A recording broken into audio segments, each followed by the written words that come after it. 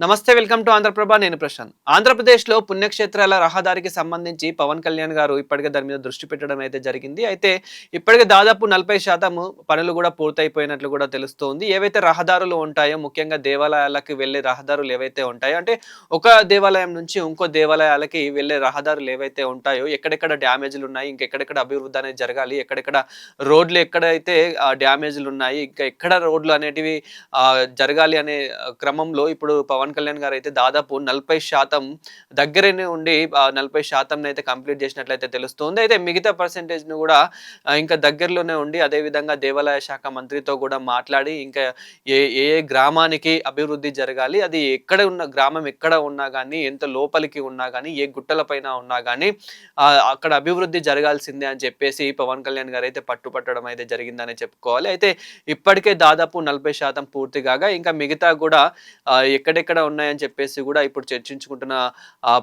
అంశం అయితే కనిపిస్తూ ఉంది. అదే విధంగా అక్కడ చెక్ చేసిన పరిస్థితి కూడా కనిపిస్తూ ఉంది. అయితే ఆహ్, ఇ ఇంకా ఎలా అభివృద్ధి చేస్తే బాగుంటుంది, ఇంకా డెవలప్‌మెంట్ అనేది ఎలా చేస్తే బాగుంటుందని చెప్పేసి కూడా పవన్ కళ్యాణ్ గారు అయితే దీని మీద దృష్టి పెట్టినట్లయితే కనిపిస్తుంది. అయితే ముఖ్యంగా ఇప్పటికే 40% పూర్తి కాగా ఇంకా ఎక్కడెక్కడైతే అభివృద్ధి జరగాల్సి ఉందో అక్కడ పవన్ కళ్యాణ్ గారు దగ్గరలోనే ఉండి చేయిస్తున్నట్లు కూడా తెలుస్తుంది. కానీ కొంచెం పవన్ కళ్యాణ్ గారి ఆరోగ్యం కూడా బాలేకపోవడం అనేది కొంచెం బాధాకరంగా ఉందనే చెప్పుకోవాలి.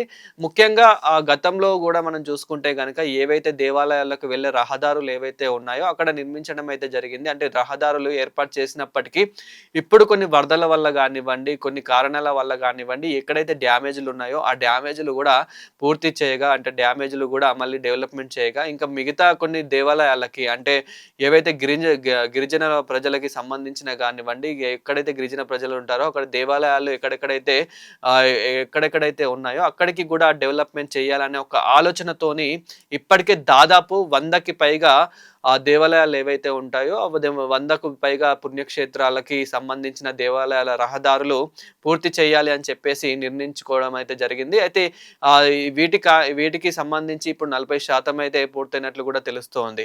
అయితే ఎక్కడెక్కడ ఉన్నాయి దేవాలయాలకు సంబంధించి, అదే విధంగా దాదాపు 120 కోట్లు ఖర్చు పెట్టి కూడా చేస్తున్నట్టు కూడా తెలుస్తూ ఉంది. అయితే ఇప్పటికి ఎక్కడి నుంచి ఎక్కడికి డెవలప్‌మెంట్ చేయాలి, అంటే ఎక్కడి నుంచి ఎక్కడికి రహదారి అనేది కలపాలి అని చెప్పేసి పవన్ కళ్యాణ్ గారు అయితే దీని మీద దృష్టి పెట్టినట్టు తెలుస్తుంది. ఒకవైపున అమరావతి చూసుకుంటే గనుక అమరావతి కూడా ఏ విధంగా డెవలప్‌మెంట్ జరుగుతూ ఉంది, అమరావతిలో కూడా ఎక్కడెక్కడ రోడ్లు అనేటివి డెవలప్‌మెంట్ చేస్తూ ఉన్నారనేది కూడా మనం చూస్తూ ఉన్నాము. ముఖ్యంగా ఆంధ్రప్రదేశ్‌లో కూటమి ప్రభుత్వము ఏ విధంగా అమరావతి మీద డెవలప్‌మెంట్ మీద దృష్టి పెట్టిందో మనమైతే చూస్తూనే ఉన్నాము. అయితే పవన్ కళ్యాణ్ గారికి ఎన్నో పనులున్నప్పటికీ కూడా దగ్గరగా ఉండి ఇది కంపల్సరీ పుణ్యక్షేత్రాలకి సంబంధించి కంపల్సరీ ఈ రహదారులు ఏవైతే ఉన్నాయో ఆ రహదారులకు అంటే ప్రజలకి ఎలాంటి ఇబ్బంది జరగకుండా, ఎలాంటి ఇబ్బంది లేకుండా వాళ్ళు ప్రశాంతంగా వెళ్ళి దర్శనం చేసుకునేలాగా ఉండేలాగా వాళ్ళకి రోడ్లనేటివి నిర్మించాలని చెప్పేసి ఇప్పుడు పవన్ కళ్యాణ్ గారైతే దగ్గరగా ఉండి ఏవైతే పుణ్యక్షేత్రాలకు సంబంధించిన రహదారులు ఏవైతే ఉన్నాయో ఆ రహదారులని దగ్గరగా ఉండి నిర్మించినట్టయితే తెలుస్తోంది.